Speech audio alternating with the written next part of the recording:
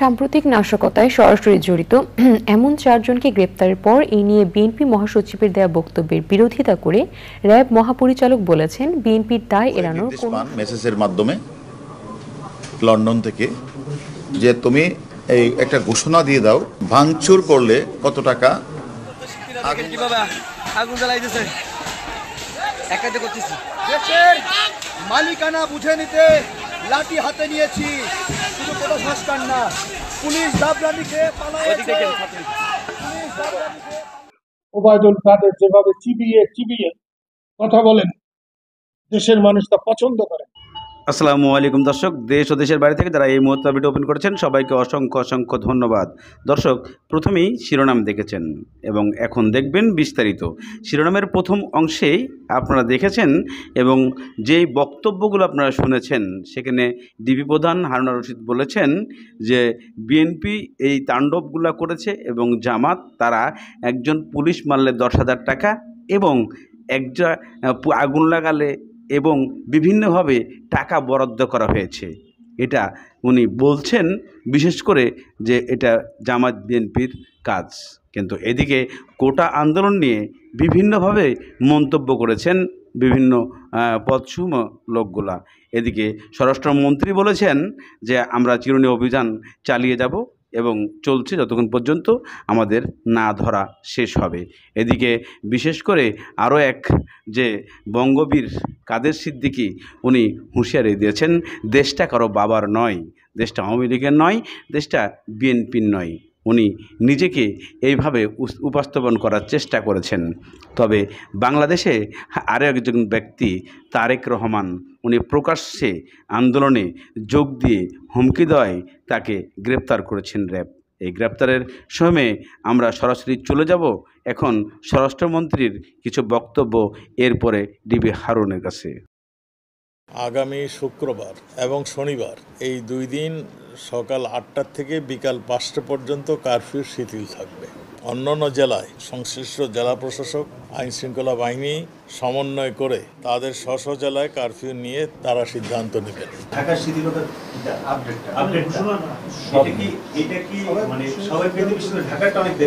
ঢাকাকে ইম্পর্টেন্স দেওয়া হয়, ঢাকার সমস্ত কিছু আমরা জেনে নেই। ঢাকার জেনে নিতে আমাদের একটু সময় লাগে। সব গোয়েন্দা সংস্থারা আসে এবং সমস্ত যারা নাকি আইনশৃঙ্খলা রক্ষাকারী বাহিনী, সমস্ত বাহিনীর প্রধানরা এখানে আসেন, তাদের অভিমতের ভিত্তিতে এটা সিদ্ধান্তটি নেওয়া হয়। যে ব্লক রেইডের কথা বলছেন, চিরুনি অভিযান কথা বলছেন, আমরা তাদের খুঁজে বের করার জন্য এগুলি করছি। আমরা চাই যে এই মানুষটি আসলেই দোষী তাকেই বের করার জন্য, সেই জন্যই আমাদের এই চিরুনি অভিযান চলছে এবং এটা যতদিন পর্যন্ত আমরা সবাইকে ধরতে না পারবো ততদিন পর্যন্ত এই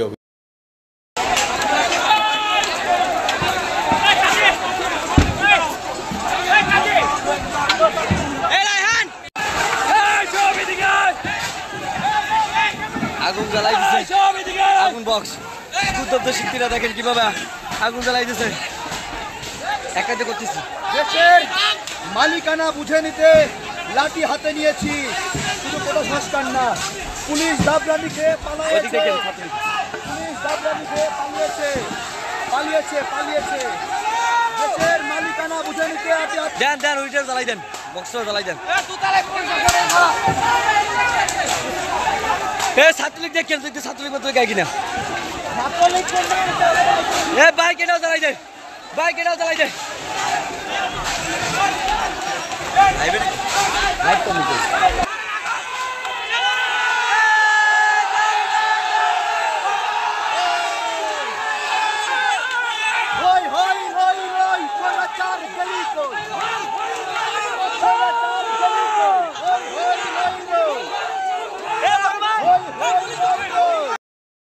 উপরে নির্দেশ পান মেসেজের মাধ্যমে লন্ডন থেকে যে তুমি এই একটা ঘোষণা দিয়ে দাও, ভাঙচুর করলে কত টাকা, আগুন লাগালে কত টাকা, ছাত্রলীগ মারলে কত টাকা, পুলিশ মারলে কত টাকা।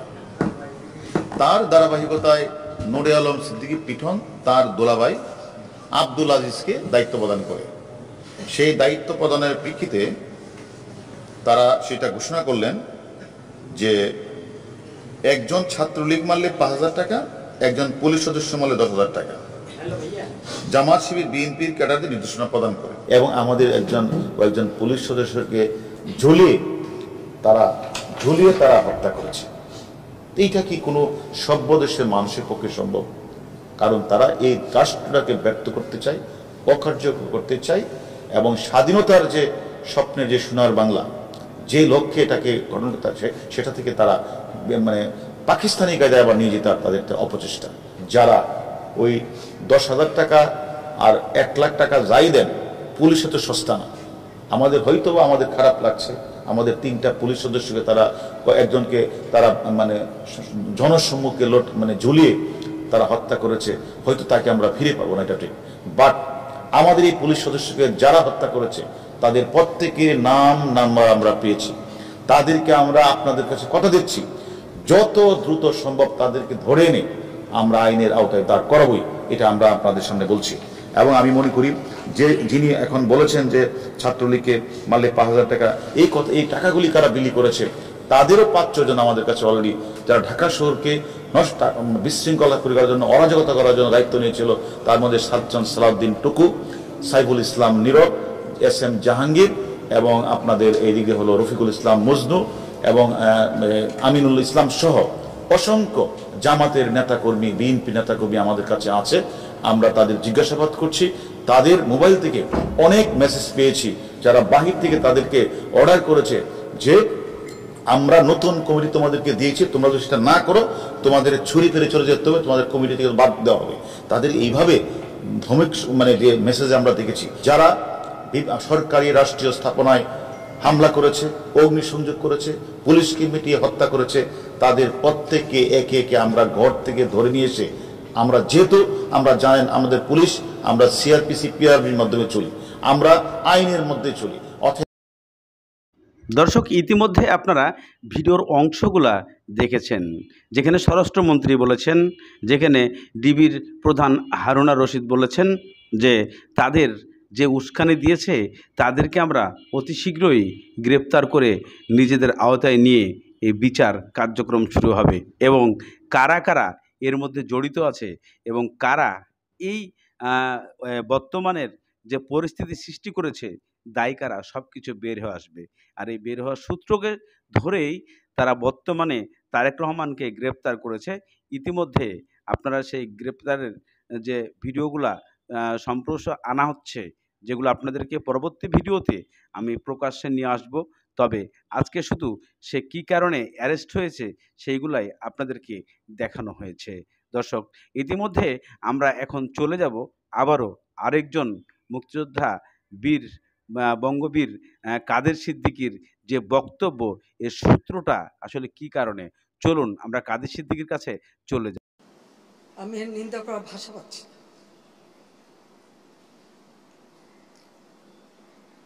আপনার ধন্যবাদ। এখনো নাকি আন্দোলন করতে হবে, দফা প্রথমে 1 দফা কোটা সংস্কার করতে হবে, কোটা বাতিলও করে দিয়েছিলাম। আচ্ছা, কোটা সংস্কার হবে, আপিল করলাম, উচ্চ আদালত সিদ্ধান্ত দেবে, সেই জন পর্যন্ত তো ধৈর্য ধরতে হবে। যে কোনো নাগরিককে তো আইন আদালত মেনে চলতে হবে, সেটা না ওই 1 দফা পরে আসলে 4 দফা, তারপর আসলো 6 দফা, তারপর আসলো 8 দফা, তারপরে আবার 4 দফা, আবার ওই 4 দফাও হবে না, আরও 8 দফা। এইভাবে এমন একটা পরিবেশ সৃষ্টি, আর সেই সাথে সাথে এই ধ্বংসযজ্ঞ, মানে এই ধ্বংসযজ্ঞটাকে সুযোগ সৃষ্টি করে দেওয়া। ক্ষতিকার হলো আজকে মেট্রো রেল বন্ধ, কারণ এই স্টেশন যেভাবে ধ্বংস হয়েছে, এটা সম্পূর্ণ ডিজিটাল সিস্টেম, ইলেকট্রনিক সিস্টেম, সম্পূর্ণ মডার্ন।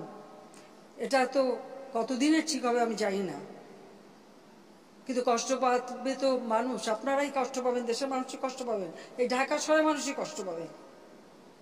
ঘন্টার পর ঘন্টা আবার ট্রাফিক জ্যামে পড়ে থাকতে হবে, আবার কর্মস্থলে পৌঁছানো, আবার ফেরত আসা, দীর্ঘ সময় লাগবে, এবং ওই বসে ট্রাফিক জ্যামে কষ্ট পাওয়া। আপনাদের কষ্ট লাঘব করতে চেয়েছিলাম, তা আমি আপনাদেরকেই বলবো যে এই কষ্ট আমি লাঘব করতে চেয়েছি, এই কষ্ট আবার যারা সৃষ্টি করলো তাদের বিরুদ্ধে আপনাদেরই রুখে দাঁড়াতে হবে, দেশবাসীকেই রুখে দাঁড়াতে হবে, এর বিচার তাদের করতে হবে। আমি তাদের কাছেই বিচার চাই, কারণ আমাদের প্রত্যেকে এই যে মন্ত্রণালয়ের যারা এবং এই মেট্রো রেল নির্মাণ কার্যের সাথে যারা জড়িত, তাদের আজকে চোখে পানি পড়ছে এটা দেখে, যে কিভাবে একটা দানবিক কর্মকাণ্ড এই দেশে হলো আর কেন করলো। আমি তো দেশের মানুষের জীবনমান উন্নত করতেই তো কাজ করে যাচ্ছি এবং করেছি, তো এটা তো অস্বীকার করতে পারবে না কেউ। যে 15 বছর আগে 2008 পর্যন্ত এই দেশের কি অবস্থাটা ছিল একবার চিন্তা করে দেখেন। আর আজকে বাংলাদেশ উচ্চ ধাপে উঠে গেছে, তো সেখান থেকে নামাতে হবে কেন? আমার প্রশ্ন সেটাই, জানি না প্রশ্নের জবাব খেয়ে দেবে। দিন রাত অক্লান্ত পরিশ্রম করেছি, এই অ্যালাইনমেন্ট আমি পরিবর্তন করে এমনভাবে করে দিয়েছি যেটা দ্রুত সময় হয় এবং সেইভাবেই এটা করা হয়েছে। আমি আরো এটা বাড়িয়ে দিয়েছি, মতিঝিল থেকে একেবারে কমলাপুর রেল স্টেশন পর্যন্ত যাবে, কেন? মানুষ আরো সুন্দরভাবে চলতে পারে। তো যারা একটু আঘাত করলো, এই মেট্রো রেল এভাবে ভাঙচুর করলো, যারা যে প্রায় 2 লক্ষ 2.5 লক্ষ মানুষ চলাচল করতেন খুব অল্প সময়ের মধ্যে, এদেশের মানুষ কত খুশি ছিল। তাদের সব আনন্দ যারা নষ্ট করলো, যাদের আরামে যে চলাফেরা করতে পারতো সেই চলাফেরা পথ যারা রুদ্ধ করে দিল, তাদের বিচার এদেশের জনগণকেই করতে হবে। আমি সেটাই চেয়ে যাচ্ছি, আমি এর নিন্দা করার ভাষা পাচ্ছি না।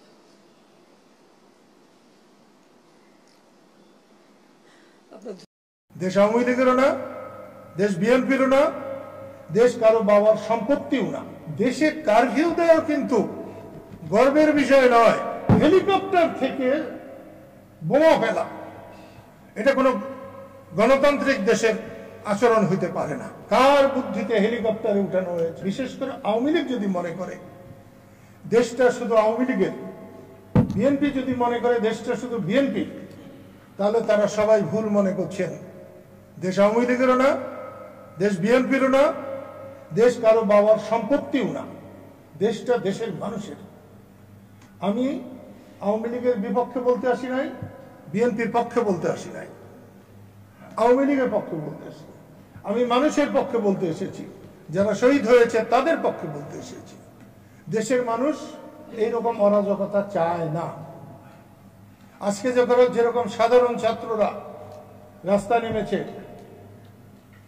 71-এ মুক্তিযুদ্ধে যার সঙ্গে দেশের কোনো চেতনারই কোনো সম্পর্ক ছিল না, মুক্তিযুদ্ধ কিন্তু তারাই করেছিল, জীবন কিন্তু তারাই দিয়েছে, একেবারে অতি সাধারণ মানুষ। আমার কাছে কিন্তু সেরকমই মনে হয়েছে। কালকেও আমি রাস্তায় যাদেরকে দেখেছি একই রকম মনে হয়েছে। যাদের স্বাধীনতা যুদ্ধে বিরাট ভূমিকা থাকার কথা, তারা পালিয়েছিলেন, ঘরে ছিলেন। আজকেও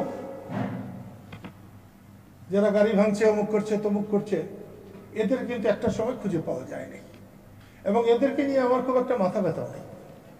কিন্তু রাষ্ট্র যারা পরিচালনা করছেন, এত দক্ষ যোগ্য পরিচালকেরা, তারা এমন একটা অবস্থার সৃষ্টি করলেন কেন?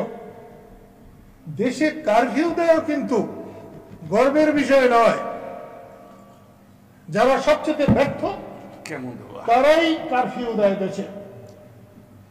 ক্যান্সারের রোগীকে যেমন কেমো দেওয়া হয়, ঠিক তেমনি একটা দেশে কারফিউ দেওয়ার অর্থ হচ্ছে কেমো দেওয়া। আমি এর নিন্দা করছি। হেলিকপ্টার থেকে বোমা ফেলা এটা কোনো গণতান্ত্রিক দেশের আচরণ হইতে পারে না। সেটা ফুললেও আমি এর বিরোধিতা করতাম। কার বুদ্ধিতে হেলিকপ্টারে উঠানো হয়েছে? 71 সালে বঙ্গবন্ধু যখন 7 মার্চের ভাষণ দিচ্ছিলেন, তখন সোহরাওয়ার্দী উদ্যানের উপর দিয়ে হেলিকপ্টার উঠছিল। সেই হেলিকপ্টারে বোমা ছিল। আজকে তো তার চেয়ে তো জঘন্য হল। এটা কোনো ভালো কথা নয়। আমি প্রথমেই এই সাংবাদিক সম্মেলনের মধ্য দিয়ে টাঙ্গাইলের এবং সারা দেশের সাংবাদিকদের সাক্ষী রেখে আমি বর্তমান সরকারকে অনুরোধ করব, অনতি বিলম্বে আপনি একটি সর্বদলীয় সম্মেলনের আহ্বান করেন, সবাইকে ডাকেন। শুধু আওয়ামী লীগের 14 দলের বা 14 দল দেশ না, আপনি সবাইকে ডাকেন। সেখানে যারা যারা আছে সেখানে বুদ্ধিজীবীদের ডাকেন, আলেমদেরকে ডাকেন, যাকে খুশি সবাইকে ডাকেন। এই দেশের অস্থিতিশীল পরিবেশ, এটা শান্তি স্থাপনের জন্য যাকে যাকে দরকার তাদেরকে ডেকে আপনি আলোচনা করে দেশের শান্তি স্থাপন করুন। জেদ ধরে থাকবেন না, কোন রাষ্ট্র কারো জেদে চলতে পারে না। এদিকে মাননীয় প্রধানমন্ত্রীর কিছু বক্তব্য সূত্র এবং মাননীয় প্রধানমন্ত্রী যে কথাগুলো বলেছেন, প্রত্যেকটা কথাই যুক্তিসঙ্গত উনি বলতে চেষ্টা করেছেন। এবং সেই কথার প্রসঙ্গে বাংলাদেশের যে আরেকজন ব্যক্তি আছে, উনি হচ্ছেন কাদের সিদ্দিকী। উনি যে প্রশ্নের জবাব দিয়েছেন, উনি যে বলেছেন, উনি যুক্তি দেখিয়েছেন যে দেশটা কারো বাবার নয়, দেশটা আওয়ামী লীগ না, দেশটা বিএনপির না, দেশটা আমারও না। দেশটা তাহলে কার? দেশটা বাংলাদেশের জনগণের, সবার। তাহলে এই দেশে কেন এত অরাজকতার সৃষ্টি হচ্ছে, এই কথাটি কাদের সিদ্দিক কেন, কী কারণে বলেছে, অবশ্যই কমেন্টের মাধ্যমে আপনারা জানাবেন।